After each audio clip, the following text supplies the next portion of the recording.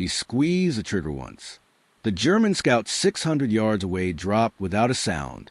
Before the body hit the ground, he'd already shifted aim. Second shot. Another scout fell. The remaining patrol scattered like rabbits, but there was nowhere to hide on that open French hillside. By the time the echo of his fifth shot faded, 5 Germans lay dead, and the rest were running for their lives. The rifle in his hands wasn't a military issue.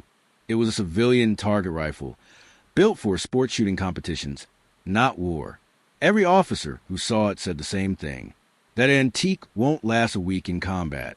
But by the end of one afternoon in August 1944, 21 German soldiers were dead, and an entire reconnaissance company refused to patrol that sector again. This is the story of how one marksman with an obsolete rifle became the nightmare that haunted a collapsing army. The summer of 1944 was chaos in France. The Allied breakout from Normandy had shattered German defensive lines. What had been organized resistance became frantic retreat. Wehrmacht units that had held ground for weeks suddenly found themselves surrounded, cut off, desperately trying to reach German lines before American or British forces closed the trap. In this confusion, both sides needed information desperately. Where were enemy forces concentrating? Which roads were open for retreat or advance? What bridges still stood? The side with better intelligence would win the race. The Germans sent out reconnaissance patrols constantly. Small groups of experienced soldiers, usually 3 to 6 men, moving fast and light. Their job was simple. Scout ahead, identify threats, report back. These weren't combat troops meant to fight. They were the eyes of retreating divisions. If they did their job well, thousands of German soldiers might escape. If they failed, entire units could walk into ambushes. The Allies understood this perfectly. Killing German scouts wasn't just about body count. It was about blinding the enemy. A division without reconnaissance was a blind man stumbling through a minefield. So both sides made scouting and counter-scouting absolute priorities. American and British forces deployed their own reconnaissance units to hunt German patrols. Sometimes they used jeeps with mounted machine guns. Sometimes infantry ambushes.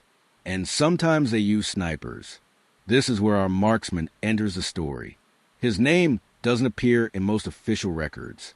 He was Canadian, attached to a British unit as a specialist. Before the war, he'd been a competitive target shooter, provincial championships, national rankings. The kind of man who could put 10 shots through a coin-sized target at 200 yards using iron sights. When war came, he enlisted like millions of others. But unlike most soldiers, he brought his own rifle. Military quartermasters hated this. Armies run on standardization. Every rifle the same model, same caliber, same parts. A soldier with a personal weapon created logistics nightmares. Different ammunition, no spare parts. If it broke, tough luck. But target rifles had one undeniable advantage: accuracy. Military rifles were built for reliability and mass production. They were accurate enough for combat, meaning they could hit a man-sized target at 300 yards most of the time. Target rifles were built for precision. In the hands of a skilled shooter, they could hit a playing card at 400 yards every time. The difference mattered enormously for a sniper. Military snipers usually worked at ranges under 400 yards. Target shooters regularly competed at 600 yards or more. That extra range meant safety.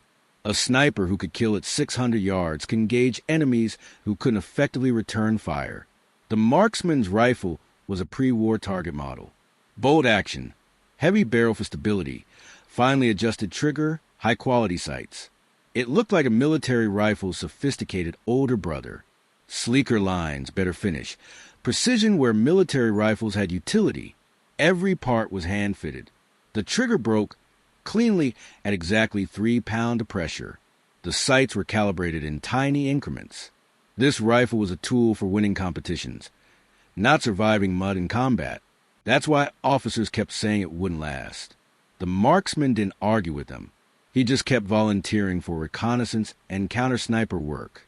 His superiors, skeptical but short on trained marksmen, gave him chances. The first few missions were routine. He'd position himself overlooking likely German approach routes and wait, sometimes for hours, sometimes for days.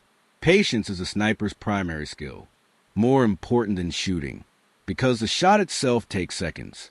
Everything before that, the positioning, the waiting, the reading of terrain and enemy patterns, that's what separates good snipers from dead ones. He learned the patterns of German scouts. They moved in small groups, using terrain for cover. They avoided roads and obvious routes. They preferred early morning or late afternoon, times when light played tricks and made observation harder. They carried binoculars and maps, not heavy weapons. They weren't looking for fights. Most importantly, they were cautious but not paranoid. They'd learned that Allied air superiority meant moving in daylight was dangerous, so they watched the sky more than the ground. That was their mistake. The marksman positioned himself on hilltops or in tree lines overlooking the rolling French countryside. He'd arrive before dawn, settle into position, and simply wait. His rifle rested on a small sandbag to steady it. His body, draped in a makeshift ghillie suit, blended into vegetation. He controlled his breathing, slowed his heart rate, and watched through his sights. When German scouts appeared, usually as small figures moving carefully through fields or along hedgerows 400 to 600 yards away, he'd assess. How many? What direction? How cautious were they? Then he'd calculate. Wind speed and direction. Range. Slight uphill or downhill angle. Temperature affecting air density. Each variable changed where the bullet would go. Target shooting taught obsessive attention to these details. In competition, missing by an inch meant losing. In war, it meant staying alive. His first confirmed kill with the target rifle came in early August. A German patrol for men crossed an open field in late afternoon light. They thought they were safe. No Allied forces nearby according to their intelligence. The first man died instantly. The distinctive crack of the rifle shot echoed across the field. The other three scattered, diving for the nearest cover, a slight depression in the ground. They were well trained. They didn't panic. But they'd made a fundamental tactical error. They'd scattered into the open, instead of back toward the tree line they'd come from. The marksman had time. He worked the bolt smoothly, chambering another round. The rifle's precision mechanics made the action almost silent. Through his sights, he watched the Germans. They were looking around frantically, trying to locate the shooter. That's another mistake young soldiers make. When shot at, they want to see the threat. But good snipers are invisible. He fired again. The second German stopped moving. The remaining two, now truly panicked, jumped up and ran. Not tactically, just pure survival instinct. Run. The marksman dropped one at approximately 500 yards. The fourth made it to a hedgerow and disappeared. 3 out of 4. The marksman waited 30 minutes before moving. Never leave a position immediately after shooting. The surviving German might have radioed for artillery or called in a response team, but nothing came. He gathered his rifle and gear, moved to a new position a quarter mile away, and settled in to wait for the next patrol. The German survivor made it back to his unit and filed a report. Long-range sniper. 3 men killed from extreme distance. Location unknown. The report made its way up through German intelligence channels. Officers noted it but weren't particularly concerned. Snipers were a known hazard. Patrols would be more careful. But the marksman was just getting started. Over the next week, he killed 11 more German scouts. Not all at once, and not all in the same area. He'd move between sectors, following the front lines as they shifted. His unit's reconnaissance officers started giving him specific assignments. German patrol reported in this area yesterday. Set up and see what you can do. He'd study maps, identify likely observation points, and establish position. Then wait. The kills came in 1s and 2s. A scout paused to study a map through binoculars. A messenger moving between positions. Once, an entire 3-man patrol trying to cross a stream. He dropped all 3 in under 20 seconds. The rifle never malfunctioned. The civilian mechanisms that officers worried about proved completely reliable. The precision that made it a champion target rifle made it a perfect killing tool. and the marksman's competition-trained shooting skills translated directly to combat.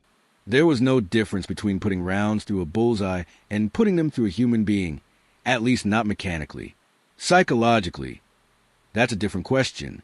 The marksman, in the few interviews that mention him, never expressed remorse. He saw himself as solving a problem. German scouts were feeding intelligence that helped enemy forces escape. Killing scouts degraded that intelligence. Therefore, killing scouts helped win the war. It was pure tactical logic. Whether he felt anything beyond that logic, we don't know. Many snipers compartmentalize. The person in the crosshairs isn't a human being with family and dreams. It's a target, a problem to solve. This mental distance is how snipers function without breaking down. By mid-August, German units in his sector started reporting a pattern. Patrols were disappearing or returning with casualties from long-range rifle fire. Always single shots. Always extreme accuracy. Always from unknown positions. The psychological effect was significant. German scouts, already stressed by the overall military collapse, became increasingly reluctant to patrol. Officers noticed that patrols were returning earlier than ordered, claiming they completed reconnaissance when they clearly hadn't. Some patrols requested different sectors. The invisible sniper was breaking their nerve. On August 18th, the marksman achieved what would become his most talked-about engagement. A German reconnaissance company, about 25 men, was tasked with scouting a river crossing. They were experienced soldiers, veterans of the Eastern Front, where partisan snipers were constant threats. They knew counter-sniper doctrine. Move in dispersed formation. Use all available cover. Keep moving, never stay still. Assign security to watch for threats while others move. They did everything right. But they hadn't encountered a target shooter with a precision rifle before.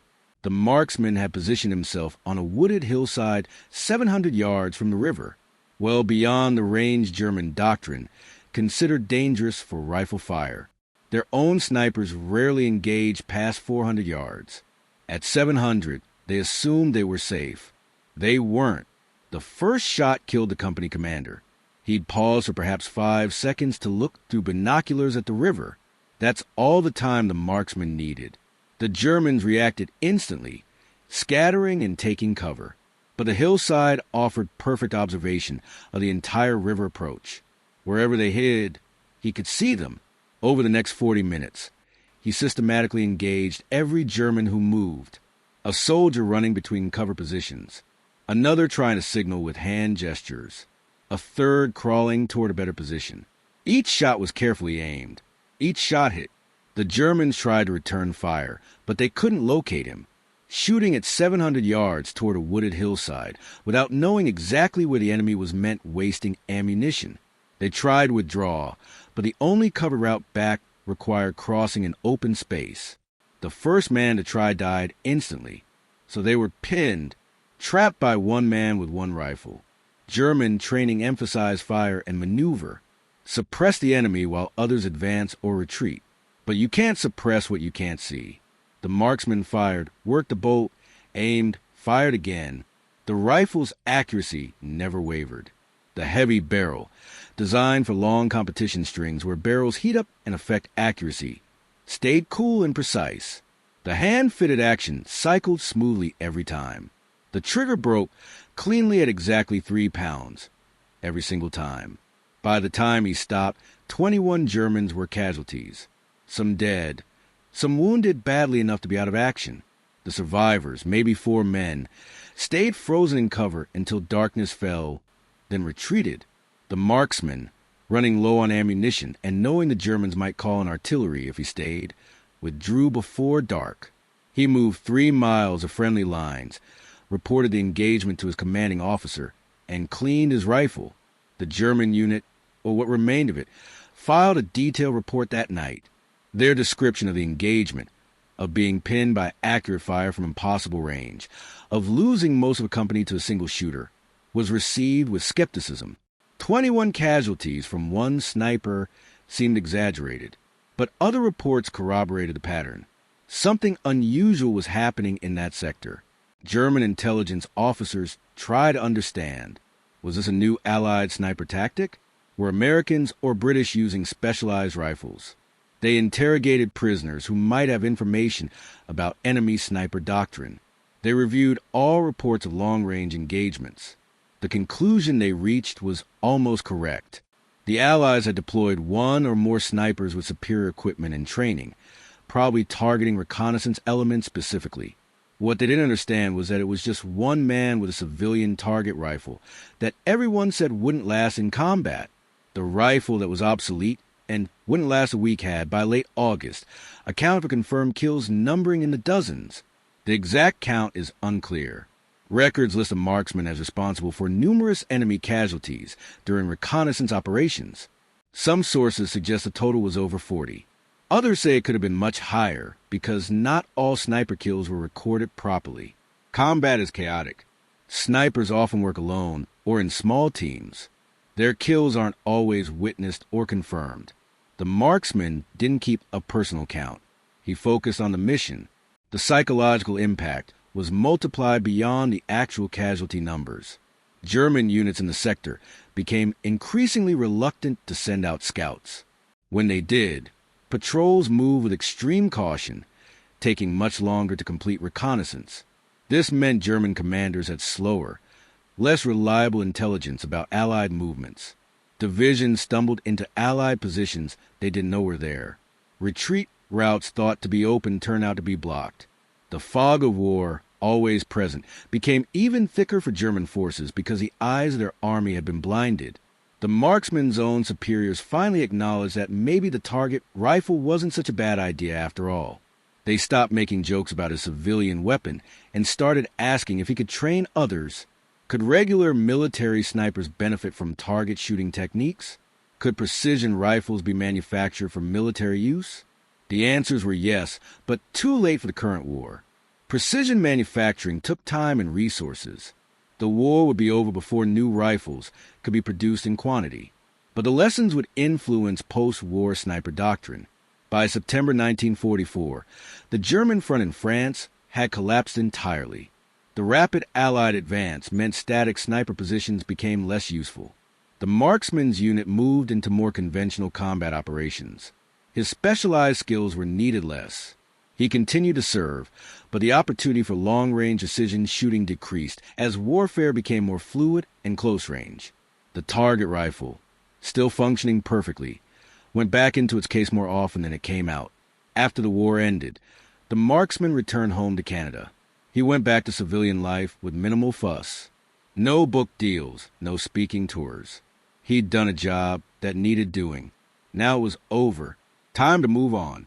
His rifle went back to what it was built for, target competitions.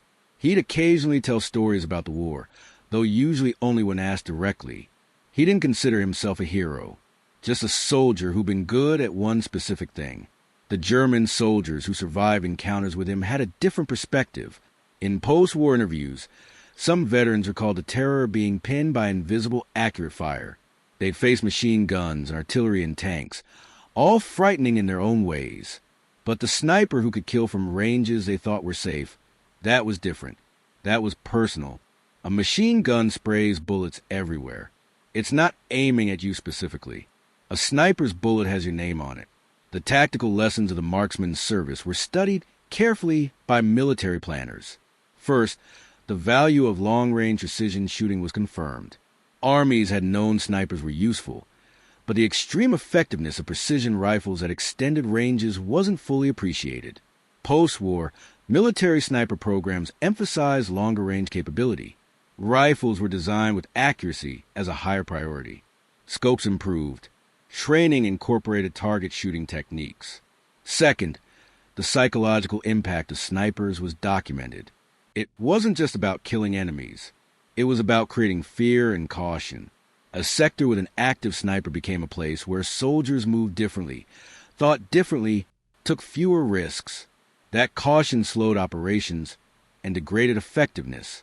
Third, the importance of specialized equipment was recognized.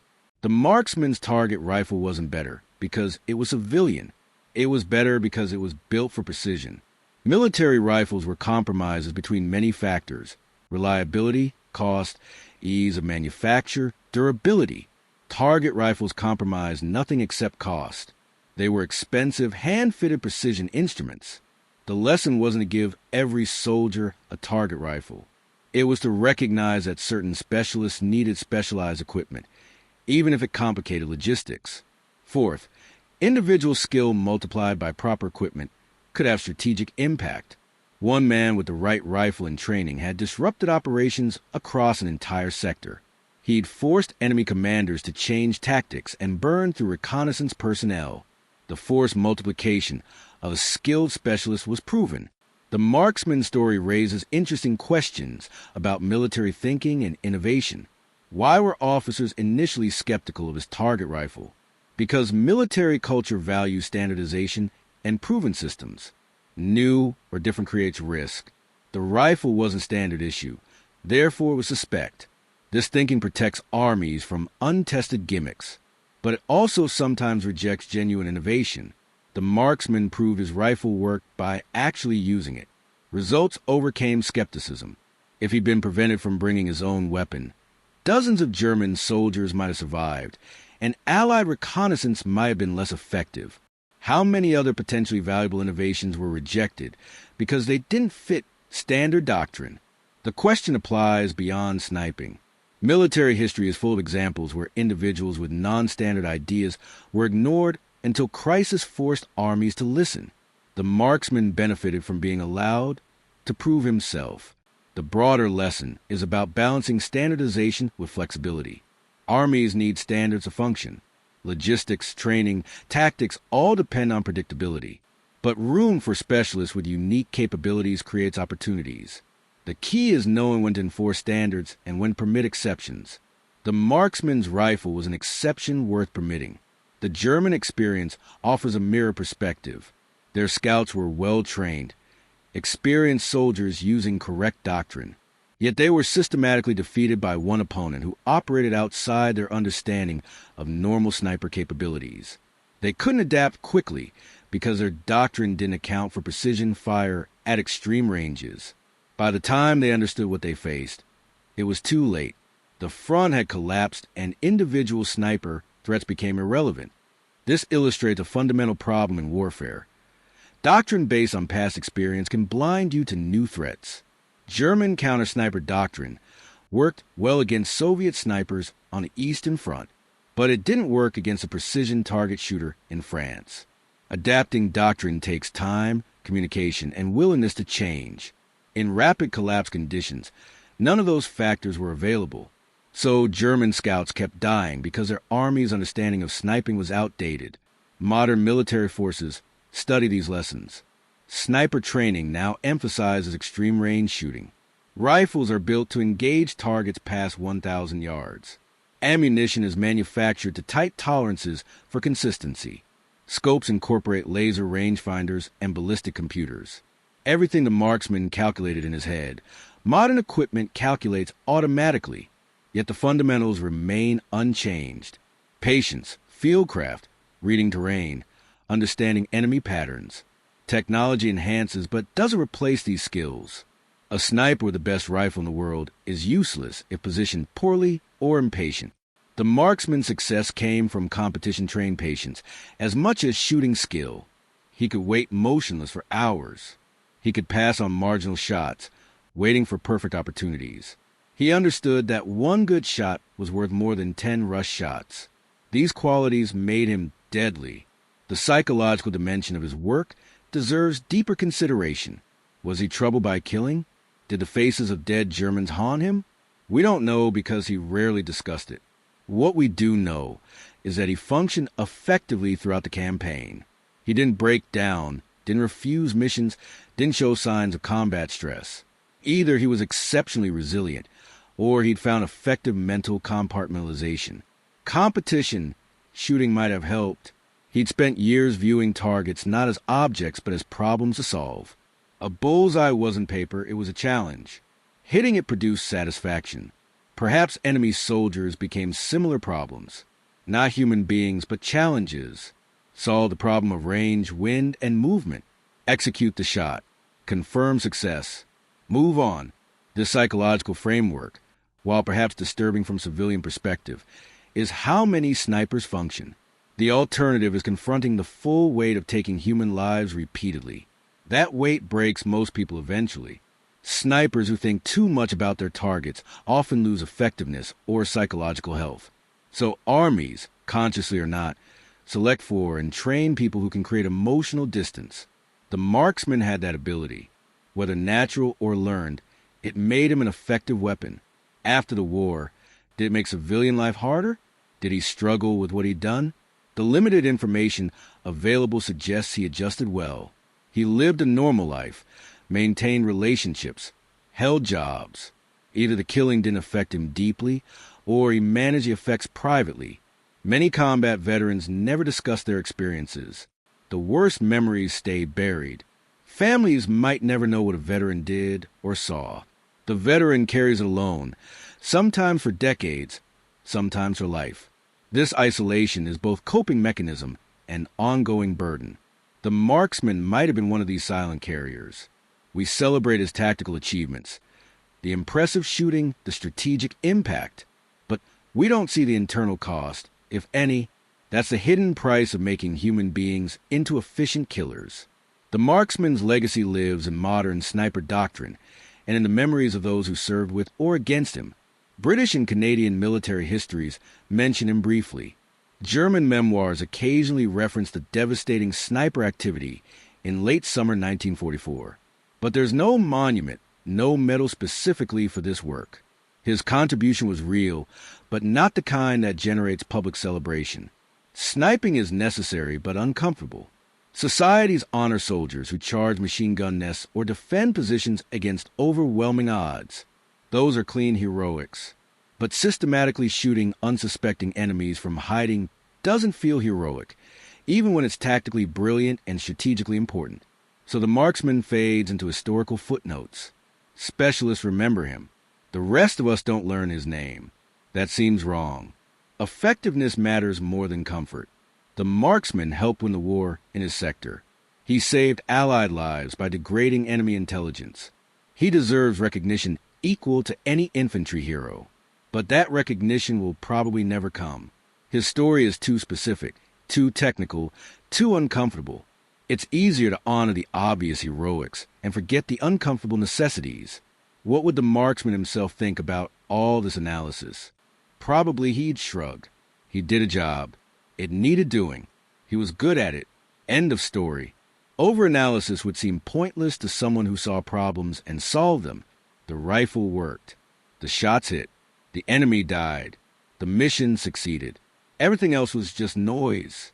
That practical mindset, stripped of drama and philosophy, is probably the most honest way to understand his service. Yet we can't help but look for larger meanings. His story illustrates so many themes. Innovation versus tradition, individual skill versus mass armies, the psychology of killing, the hidden costs of war. We want these stories to teach us something beyond tactics. We want to understand what warfare does to human beings and societies. The marksman story offers lessons, but ultimately it's just one man's experience. Trying to extract universal truths from individual stories is always risky. What worked for him might not work for others. What he endured might break someone else. As we look back across 80 years, the details blur, but patterns emerge. Skilled individuals with proper tools can have impact far beyond their numbers. Psychological warfare is as important as physical destruction. Innovation happens at the margins when someone tries something different. War brings out extremes in human capability, both creative and destructive. The marksman embodied all of these patterns. His target rifle, dismissed as obsolete, became a weapon that changed how an entire sector functioned. His skill, developed for sport, became a tool of war. His patience, taught by competition, became a survival advantage. His willingness to work alone, unusual in an army built on units and teams, became his greatest tactical asset. He was an outlier, unusual in almost every way. Yet his success suggests that armies need outliers.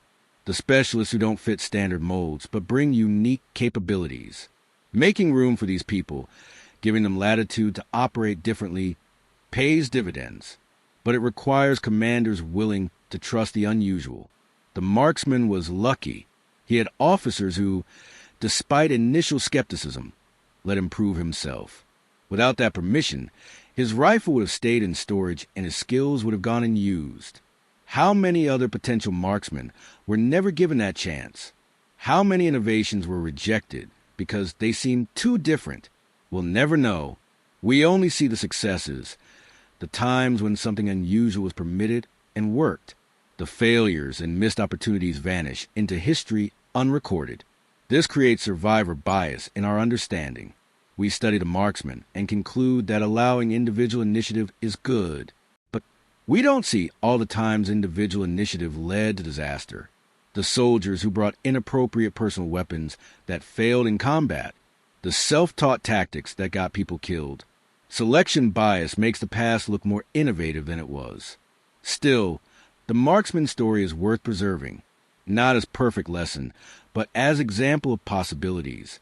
When the right person with the right skills gets the right opportunity, remarkable things happen. That's not a formula anyone can replicate systematically. It's lightning in a bottle. But knowing it's possible, that one person can make measurable strategic difference matters. It reminds us that individuals count, that skill and determination aren't obsolete in industrial warfare, that the human element survives despite technology and mass armies. The German scouts who died probably never saw him. One moment they were alive, performing their duties, thinking about home or food or survival. The next moment they were dead, killed by a bullet fired from so far away they didn't know the shooter existed. There's something impersonal and terrible about that kind of death. No chance to fight back, no warning, just sudden nothing. Yet it's no more terrible than artillery or bombing or any other distance-killing method. We just perceive it differently because one person aimed at one target. It feels more deliberate, more personal. In truth, all war killing is terrible. Method doesn't change that fundamental reality. The marksman killed cleanly and precisely. His targets died instantly most times. That's more mercy than many combat deaths offer. It's small comfort, but it's something. He didn't make anyone suffer unnecessarily. He did his job efficiently and moved on. By the standards of warfare, that's about as ethical as killing gets. Not that war is ethical. It's organized violence serving political ends.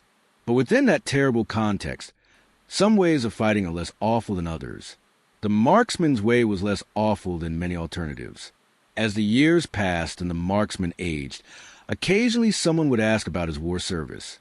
He'd answer briefly, did some shooting, help where I could, nothing special. That humility was genuine. To him, it really wasn't special, just work that needed doing. The people asking heard those words and thought he was being modest.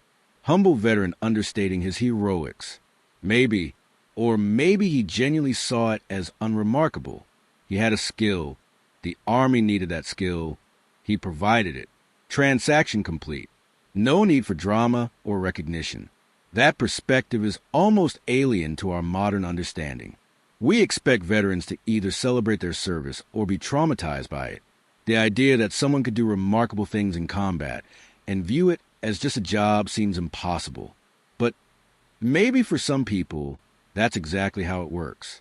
The rifle eventually ended up in a museum, though which one isn't clear from available records. It sits in a glass case somewhere, labeled with basic information. Visitors walk past without knowing the full story. It looks like any other old rifle. The precision mechanisms that made it special aren't visible. The history isn't displayed. It's just another artifact from a war full of artifacts. That seems appropriate somehow. The tool did its job and now rests quietly. No glory, no fanfare. Just existence. Preserved but not celebrated. Like the man who used it. The German soldiers who survived the war and encountered that rifles worked carried different memories. Some never spoke about it. Others mentioned it in passing when discussing their war experiences. The fear it created faded over decades but never fully disappeared. Somewhere in their minds, the memory remained. The sound of the shot, the falling comrade, the helpless feeling of being targeted by something you couldn't see or fight. Those psychological scars, invisible and rarely discussed, were part of the marksman's impact. He didn't just remove enemy soldiers from the battlefield. He made the survivors more cautious, more afraid, less effective. That's the true measure of sniper success. Not body count, but behavioral change in enemy forces. Modern militaries understand this. Sniper deployments aren't just about killing. They're about controlling space and psychology. An area with active snipers becomes a place where nobody wants to go. Movement stops. Operations slow. Fear does the work. The marksman proved this principle decades before it became formal doctrine. He didn't think in those terms. He just noticed that after he shot German scouts, fewer scouts appeared. Cause and effect. Simple and brutal. Today, target shooting and military sniping have diverged significantly. Competition shooters focus on extreme precision under controlled conditions. Military snipers train for field conditions, camouflage, stalking, survival. The skills overlap, but aren't identical. Few modern target shooters could function as military snipers. Few military snipers could win precision shooting competitions. But in 1944, the overlap was much larger. Rifles were simpler. Scopes were basic. The gap between competition rifle and military rifle was significant but not enormous. A skilled competition shooter could transition to combat sniping more easily than today. The marksman benefited from that narrower gap. His competition skills transferred directly. That opportunity probably doesn't exist anymore. Warfare and sport have specialized too much. The target rifle that everyone called impossible lasted the entire war. It never malfunctioned in combat. The precision mechanisms, supposedly too delicate for military use, proved completely reliable. After the war, it continued functioning in competitions. That rifle outlasted many military-issue weapons that were supposed to be more durable. Sometimes civilian designs are better than military designs. The priorities are different. Competition rifles prioritize accuracy above all else. Military rifles prioritize reliability and cost. Both are valid priorities for their context. But when you need extreme accuracy, the competition design wins. The marksman understood this. He trusted his rifle completely. That confidence showed in his shooting. No hesitation. No doubt. Just smooth, practiced action leading to accurate fire. Confidence is itself a combat multiplier. The same skill with doubtful equipment produces worse Simple results. Psychology, massive impact. The legend of the marksman grew slowly over decades. Military historians discovered references in unit records. Veterans shared stories.